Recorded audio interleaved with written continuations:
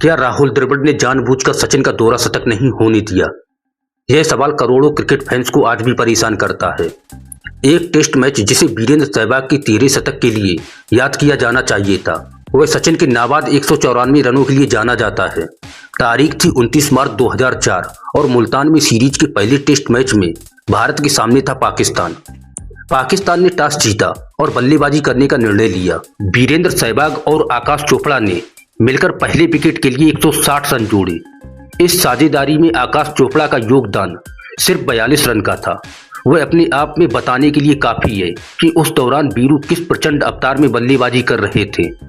First down बल्लेबाजी करने उतरे राहुल द्रविड़ कुछ खास नहीं कर सके और 6 रन बनाकर चलते बने। यहां से वर्ल्ड फेमस सचिन सहवाग की जोड़ी ने मिलकर पाकिस्तानियों को भरपूर मारा। दोनों ने देखते देखते तीसरे विकेट के लिए 336 रनों की विशाल साझेदारी बना दी।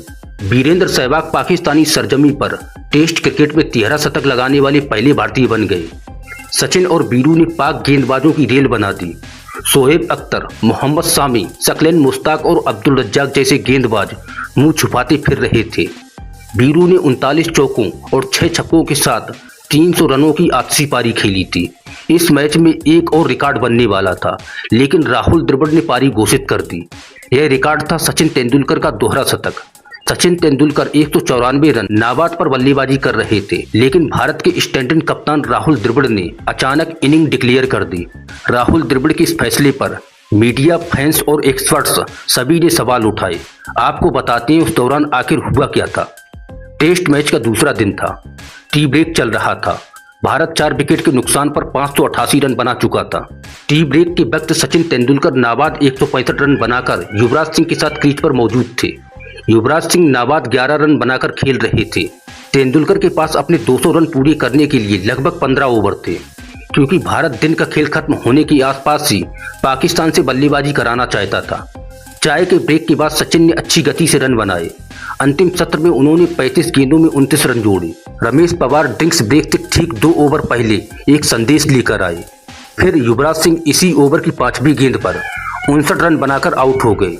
युवी के आउट होते ही राहुल द्रविड़ ने पारी घोषित कर दी, जबकि ड्रिंक्स ब्रेक में अभी 2 ओवर बाकी थे। भारत का स्कोर 5 विकेट के नुकसान पर 675 रन पहुंच चुका था। जब राहुल द्रविड़ ने पारी घोषित की, उस वक्त सचिन तेंदुलकर 21 चौकों की मदद से 194 रन बनाकर खेल रहे थे। अचानक इस तरह पारी घोषित होने से सचिन तेंदुलकर काफी निराश हो गए थे। सचिन को लगा था कि उनके पास 200 को आंकड़ा पार करने के लिए 12 गेंदें शेष हैं, जबकि पवार अपने अंतिम संदेश के साथ पहुंचे थे कि यह भारतीय पारी का आखिरी ओवर होगा। सचिन तेंदुलकर को यह बात मालूम नहीं चल सकी थी।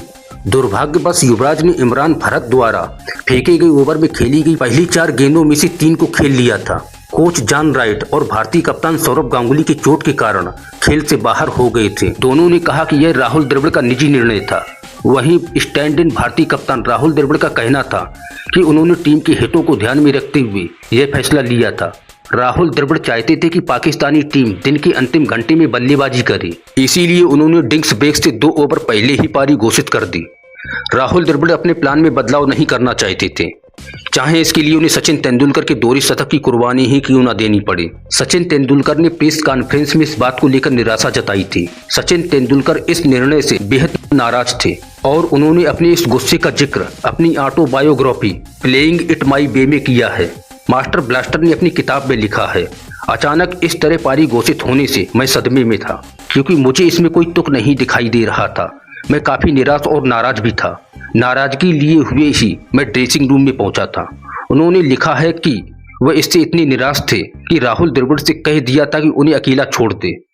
कोच जॉन राइट ने इसके लिए सचिन तेंदुलकर से माफी मांगी थी और सौरभ गांगुली ने भी इसे लेकर अफसोस जताया। युवराज सिंह ने इस पूरे घटनाक्रम पर कहा था कि अगले 2 ओवर पारी घोषित न करने से टीम पर कोई फर्क नहीं पड़ने वाला था। युवी ने आगे कहा, अगर यह मैच का तीसरा या चौथा दिन होता तो आपको टीम को प्राथमिकता देनी होती, या जब सचिन 150 पर थे तब पारी घोषित की जा सकती थी। एक बार जब सचिन 190 के पार चले गए थे तब उनका दोहरा शतक बनने दिया जाना चाहिए था। इस मामले में ओपिनियन का फर्क है। मुझे लगता है कि टीम सचिन के 200 के बाद इनिंग डिक्लेयर कर सकती थी। सचिन और राहुल द्रविड़ के बीच इस घटना के बाद कुछ दिनों तक मनमुटाव रहा था। हालांकि बाद में राहुल द्रविड़ ने सचिन से माफी मांगकर इस मुद्दे को सुलझा लिया था। पाकिस्तान पहली पारी में 407 और दूसरी पारी में 216 रन बनाकर ऑल आउट हो गया था। भारत ने यह मुकाबला एक पारी और 52 रनों से जीत लिया था। क्या आपको भी लगता है कि राहुल द्रविड़ को सचिन का दोहरा शतक पूरा होने के बाद पारी घोषित करनी चाहिए थी? इस घटना के बारे में कमेंट बॉक्स में अवश्य बताएं। धन्यवाद।